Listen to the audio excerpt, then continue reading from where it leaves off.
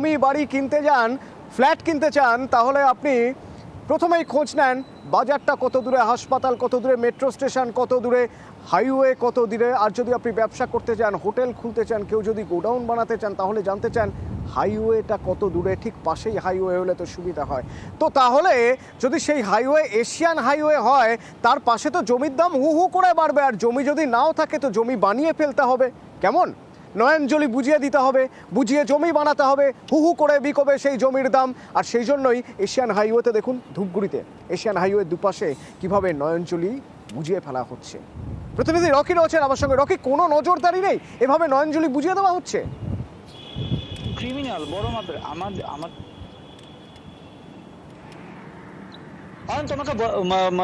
তোমাকে বলে রাখতে চাইবো যে ধূপগুড়ি মহকুমার অন্তর্গত বানাহাট ব্লকের গড়কাটা থেকে তেলিপাড়াগামী এশিয়ান হাইওয়ে 48 এর পাশে সরকারি জলাভূমি নয়নজলি দিনে দুপুরে ভরাট হয়ে যাচ্ছে, বন্ধ হয়ে যাচ্ছে, জলাশয় নষ্ট হচ্ছে বাস্তুতন্ত্র, এমনটাই অভিযোগ পরিবেশ প্রেমীদের। প্রশাসনের নাকের ডগায় চলছে এ সকল কাজ এবং মদত রয়েছে এলাকার শাসক দলের নেতাদের। অভিযোগ তুলেছে প্রশাসনের কর্তাদের বিরুদ্ধেই। এমনটাই কিন্তু দেখা গেল গড়কাটা এলাকায়।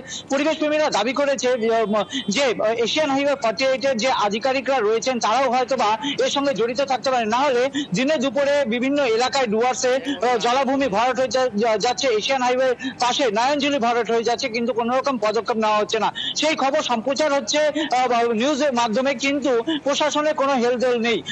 নাম দেখানো মাত্র সেখানে ভিজিট করে নিয়ে পরে দেখা যায় যে সেই নয়নজলি যে ভরাট হয়ে যাচ্ছে বলে কোনো কথা হয় না।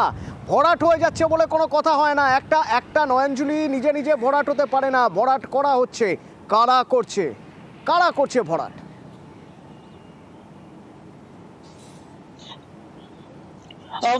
তোমাকে বলে রাখতে চাইবো যে এই যে এলাকায় ডুয়ার্সের বিভিন্ন এলাকায় যে কাজগুলি চলছে, তারা কিন্তু অসাধু ব্যবসায়ী, বালি মাফিয়ারা, এমনকি জমি মাফিয়ারা এর সঙ্গে যুক্ত থাকছে। কারণ নয়নজলি ভরাট করে নিয়ে পেছনের যে জমিগুলি রয়েছে সে সকল জমিগুলি কম দামে কিনে নিয়ে প্রমোটিং ব্যবসা করছে। এমনকি সরকারি যে জলাভূমিগুলি ভরাট হয়ে যাচ্ছে সেগুলি কখনো দোকান, কখনো বা ব্যবসায়ী প্রতিষ্ঠান গড়ে উঠছে। আর এ নিয়ে কিন্তু সরব হয়েছে বিরোধী দলের অভিযোগ রয়েছে।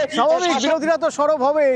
যদি এরকম নাকের ডগায় জলাভূমি বুঝিয়ে, নয়নজলি বুঝিয়ে সেই জমি প্লট করে বিক্রি করা হয়, তাহলে তো বিরোধীরা সরব হবেই। কিন্তু সবচেয়ে আশ্চর্যের ব্যাপার, যাদের দেখার কথা তারা বলছেন তারা কিছু জানেনই না। ওই দেখুন ভিডিও কি বলছেন। আমাদের কাছে এরকম কোনো কমপ্লেন জমা পড়েনি। আমি বিষয়টা দেখছি, আমি থানার আইসিকেও আমি এটা জানাচ্ছি এবং বিএলও সাহেবকেও আমি জানাবো এবং এই প্রেক্ষিতে আমরা উপযুক্ত ব্যবস্থা নেব। একদম ঠিক বলেছেন, কমপ্লেন জমা পড়েনি। আচ্ছা রকি, কমপ্লেন জমা না পড়লে জানা যায় না?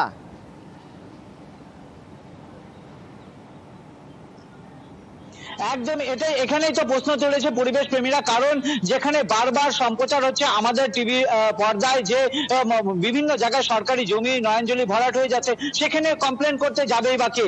জমি মাফিয়ারা যেখানে দাপট রয়েছে, দিনে দুপুরে প্রশাসনকে হাতে নিয়ে কাজ করছে এমনটা অভিযোগ রয়েছে, সেখানে সাধারণ মানুষ তো সেখানে অভিযোগ করতে যাবে না। প্রশাসনকে নিজে স্বতঃস্ফূর্ত ভাবেই সেখানে পদক্ষেপ নিতে হবে বলে দাবি জানিয়েছে পরিবেশ প্রেমীরা। নাহলে এই মাফিয়াদের সঙ্গে সাধারণ মানুষ লড়তেও যাবে না।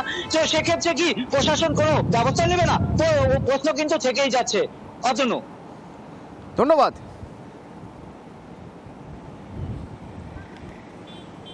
আজকে থেকে হচ্ছে না, এটা অনেকদিন থেকে হচ্ছে। আপনি গড়কাটাকে পুরো বানাহাটকে পুরো অল ওভার যত এশিয়ান হাইওয়ে আছে রোড দিয়ে আপনি যায় দেখেন কীভাবে ওটা ইনক্রোচমেন্ট করা আছে। ভালো ভালো লোক এটার মধ্যে সংযুক্ত আছে। এটা কার দ্বারাই হচ্ছে? এটা হচ্ছে বর্তমান যে পার্টি আছে, পার্টির যে বড় বড় নেতা আছে যা দালালি করে এখানে খাচ্ছে, ওদের মানে কারণেই এটা হচ্ছে। টিএমসি লোকের আর কার কি? পুলিশ কেন বলবে? পুলিশের সাহস আছে? এখন মোটামুটি গড়কাটা শুধু না, অনেক জায়গায় এরকম দেখলাম কি রোড সাইডে যে জায়গাগুলো পাবলিকরা, সাধারণ লোকরা ক্যাপচার করে ঘর বাড়ি বানাচ্ছে, এটা উচিত না। প্রশাসনকে এটা দেখা উচিত। প্রশাসনকে জানাবো আমি, রোডের পাশে ছোট্ট জায়গা থাকলে পরে ক্যাপচার করে বাড়ি ঘর দোকান বানাচ্ছে, এটা উচিত না। এইসব সরকারি জায়গা দখল করা উচিত না।